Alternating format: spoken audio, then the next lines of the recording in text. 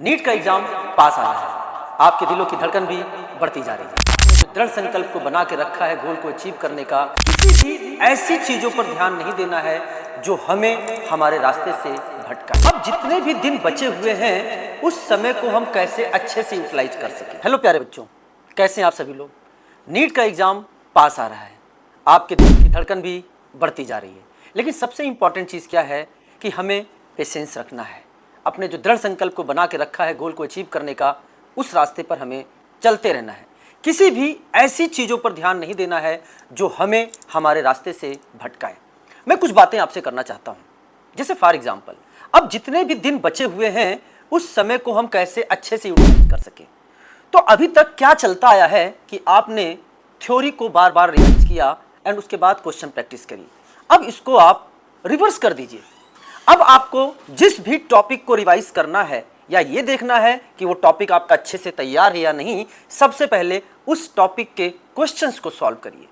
जब आप question solve करेंगे तब जो क्वेश्चंस के आंसर आप नहीं निकाल पाए या आपसे गलती हो गई, आप उसको कॉपी से रिवाइज कर लें। ये इस समय सबसे बेस्ट मेथड है, क्योंकि इससे आपको ये पता चलता है कि आपके अंदर किस चीज को रिवाइज करना है, किस चीज की कमी रह गई है, जहां से आपके क्वेश्चंस गलत हो रहे हैं। तो सबसे पहली बात कि अब आपको पहले क्वेश्चन सॉल्व करना है, वहां से अगर कोई प्रॉब्लम क्रिएट होता है तो उसको कॉपी से रिवाइज करना है।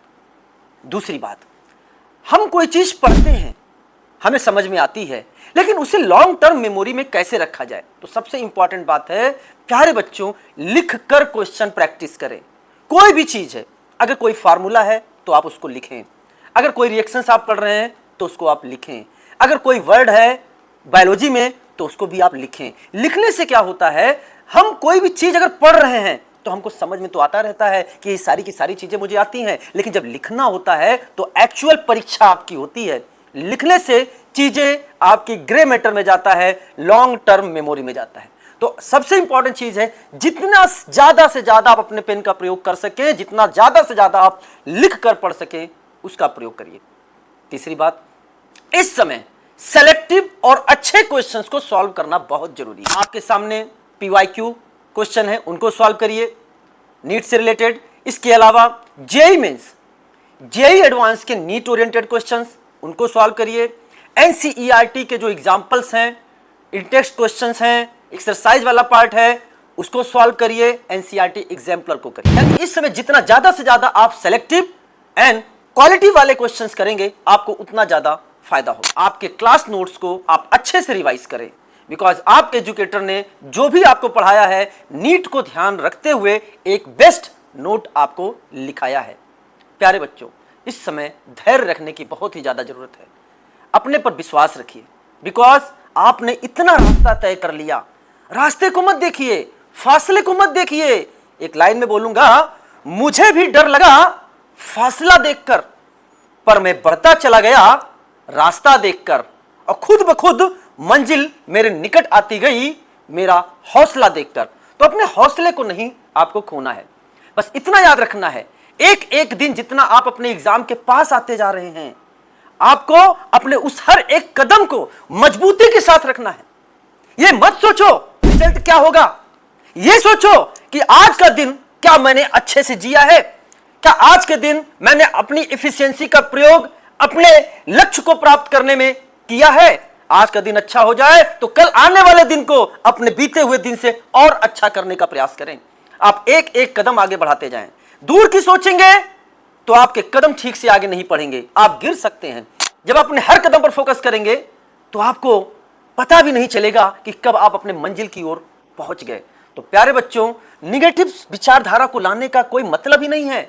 हाँ, प्रेशर आएगा, आप पढ़ेंगे तो प्रेशर आएगा। जो पढ़ता है वही डरता है कि रिजल्ट क्या होगा, लेकिन इस डर को आपको जीत में बदलना है, इसको एक पॉजिटिव प्रेशर की ओर लेना है। लिखिए कितना टॉपिक आपका रह गया है, कितने टॉपिक का आपको रिवाइज करना है, इसका ध्यान रखिए। प्यारे बच्चों, सबसे इंपॉर्टेंट चीज क्या है, आपके फिजिक्स, केमिस्ट्री, बायोलॉजी या जूलॉजी, बॉटनी के जितने भी टॉपिक हैं उनको एक चार्ट पेपर में लिख लीजिए, उसको बोर्ड पर लगा दीजिए और बचे हुए दिन के हिसाब से उनको डिवाइड करिए कि हमको इसका रिवीजन करना है।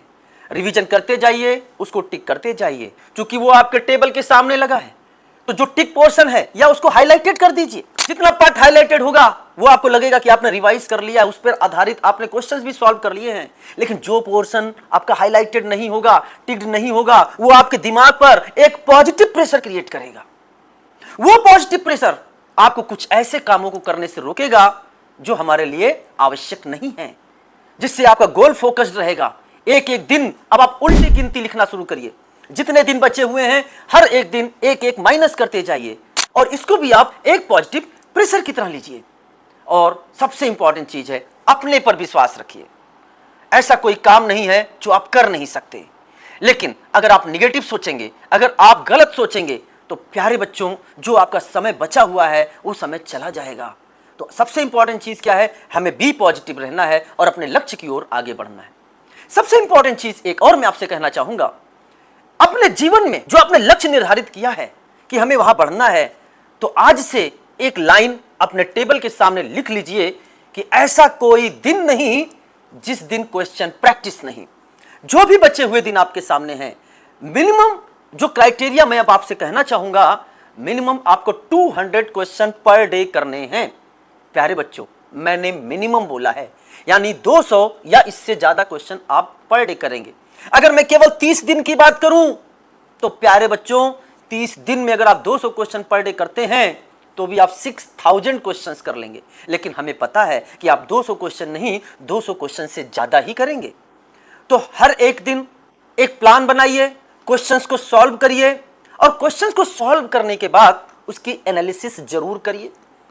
जिस दिन आपका मेजर का पेपर होता है, उस दिन का दिन तो बुक है आपको टेस्ट देने के लिए, लेकिन जिस दिन आपका मेजर का पेपर नहीं हो रहा है, उस टाइम को भी अपने घर पर क्वेश्चन प्रैक्टिस के लिए अपने आप को बुक कर लीजिए। जैसे फॉर एग्जांपल, हमें 2 से 5 टेस्ट देना है और हर दिन देना है। अपने घर पर बैठिए, टेबल चेयर लगाइए, पानी का बोतल रखिए, OMR शीट को सामने रखिए, और कोई भी प्रीवियस ईयर के क्वेश्चंस या अपने ही बुकलेट से कोई भी 200 क्वेश्चन, जिसमें 50 फिजिक्स के, 50 केमिस्ट्री के एंड 100 बायोलॉजी के आप टिक कर लीजिए, रेंडमली टिक कर लीजिए या पुराने क्वेश्चंस कर लीजिए, और बैठ जाइए 2 से 5 के बीच में। उन क्वेश्चंस को सॉल्व करिए with in the time. After that उन क्वेश्चंस को सॉल्व करिए। क्वेश्चंस को सॉल्व करने के बाद आप उसकी एनालिसिस जरूर करें। कैसे? आपके कितने क्वेश्चन करेक्ट हुए हैं उसको सी लिख दीजिए, कितने क्वेश्चन रॉन्ग हुए हैं वहां पर W लिख दीजिए, कितने क्वेश्चन अनअटेम्प्ट हैं वहां U लिख दीजिए, कितने क्वेश्चंस ब्लंडरिंग वाले हो गए उसे B लिख दीजिए, और उनकी एनालिसिस करिए। सबसे घातक जो होता है वो ब्लंडरिंग वाले होते हैं, कि हमने क्वेश्चन को ठीक से पढ़ा या नहीं पढ़ा, उसने यूनिट MKS में बोला, मैंने CGS में टिक कर दिया, कैलकुलेशन मिस्टेक हो गई क्या, मुझे आंसर सेकंड टिक करना था, मैंने थर्ड टिक कर दिया। तो ऐसी गलतियां जो होती हैं वो हमें करने से रोकना है। यानी ये क्वेश्चन हम सही कर सकते थे लेकिन हमसे गलत हो गए। तो जब बार बार प्रयास करेंगे तो इन गलतियों को आप मिनिमाइज कर सकेंगे। बोलते हैं ना, करत करत अभ्यास ते जड़मति होत सुजान, और रसरी आवत जाते सिल पर परत निशान। आप अपना प्रयास करते रहिए। अनअटेम्प्ट क्वेश्चन हुआ है तो उसके पीछे रीजन फाइंड आउट करिए, क्यों हुआ। क्या ये टॉपिक हमारे अच्छे से रिवाइज नहीं हुआ, या मैंने क्वेश्चन को ठीक से पढ़ा नहीं। वहीं पर एक डायरी में नोट करिए कि इस टॉपिक से रिलेटेड ये क्वेश्चन हमसे सॉल्व नहीं हो रहा है। तो अगले दिन जब आप बैठेंगे क्वेश्चन को सॉल्व करने के लिए 2 से 5 नेक्स्ट डे, उससे पहले उस टॉपिक को अच्छे से रिवाइज करें और अपने आप से भरोसा दें कि अब हम इस पर आधारित क्वेश्चन को गलत नहीं होने देंगे। क्वेश्चन अगर रॉन्ग हुआ है तो उसके पीछे का रीजन प्राप्त करें और उनको भी अगले पेपर से पहले मिनिमाइज करने का प्रयास करें, और पूरी एक लिस्ट तैयार करें कि आपने हर दिन कितने क्वेश्चंस सही किए हैं या टोटल कितने मार्क्स आए हैं। अगर आप हर दिन का इवैल्यूएशन ऐसे करते हुए चलेंगे तो आपके अंदर एक ऐसा कॉन्फिडेंस आएगा, आपकी मेहनत आपके अंदर जो एनर्जी का संचार करेगी वही एनर्जी आपको आपके लक्ष्य तक पहुंचाएगी। तो किसी भी तरीके से बस प्रयास करना है, क्वेश्चंस करना, और सबसे इंपॉर्टेंट चीज, इतनी भी मेहनत नहीं करनी है कि सोना छोड़ देना है। कम से कम 6 घंटे की नींद अभी जरूरी है प्यारे बच्चों। बिकॉज बच्चे लास्ट टाइम में पढ़ते रहते हैं, अरे ये ब्रेन है, ये मशीन है, इसको भी क्या है, रिलैक्स होना चाहिए। तो कम से कम 6 घंटे की नींद चाहिए। उसका एक प्रॉपर बायोलॉजिकल क्लॉक के हिसाब से आप सेट करिए। कोशिश करिए 2 से 5 ही पेपर दें, क्योंकि आपके नीट के एग्जाम में टाइम जो रहेगा वो 2 से 5 होगा। एक अच्छे खाने का सेवन करें, अच्छी डाइट लें, फ्रूट्स लें, बिकॉज इसी शरीर को उस एग्जाम को देना है। मन और शरीर जब दोनों स्वस्थ होते हैं तो लक्ष्य बहुत ही आसानी से दिखाई देता है। हिम्मत नहीं हारना है, हिम्मत ना हार, तुझे बहुत आगे जाना है। हिम्मत ना हार, तुझे बहुत आगे जाना है। और जिसने कहा था तुमसे कुछ ना होगा उसे भी कर दिखाना है। तो इसे हिम्मत नहीं हारना है। प्यारे बच्चों, बोला जाता है सपने जो होते हैं ना 2 प्रकार के होते हैं। एक ऐसे सपने होते हैं जिनको देखने के लिए रात छोटी पड़ जाती है, और एक ऐसे सपने होते हैं जिनको पूरा करने के लिए दिन छोटा पड़ जाता है। तो जो आपने सपने देखा है उसको पूरा करने के लिए अपनी मेहनत करिए, अपने माता और पिता, अपने गुरुजी और अपने इष्ट का ध्यान करिए, वो आपको आशीर्वाद देंगे और आगे बढ़ते रहिए। किसी भी प्रकार की कोई भी प्रॉब्लम है अपने टीचर से तुरंत मिलिए, विलंब ना करिए। किसी भी प्रकार की भावना जो आपको आपके लक्ष्य की ओर नहीं ले जाती है, आप उसको तुरंत शेयर करिए। अपने कम से कम सबसे पहले अपने टीचर से शेयर करिए। उनसे कहिए सर मेरे अंदर ऐसी भावनाएं आ रही हैं, मैं एकाग्रचित नहीं हो पा रहा हूं, मैं क्या करूं। वो आपको रास्ता दिखाएंगे। मैं अजीत चंद्र द्विवेदी एसिड सर की तरफ से कुछ ऐसी बातें थी जो आपको आपके लक्ष्य की ओर ले जाने के लिए बहुत ही इंपॉर्टेंट होगा। पूरा अनअकैडमी परिवार, सारे एजुकेटर दिन और रात आपके लिए सोच रहे हैं कि आपके लिए सबसे अच्छा क्या किया जा सके, किस तरीके से आपके एक अच्छे रिजल्ट को दिया जा सके। थैंक यू वेरी मच प्यारे बच्चों, wish you all the best, let's crack it.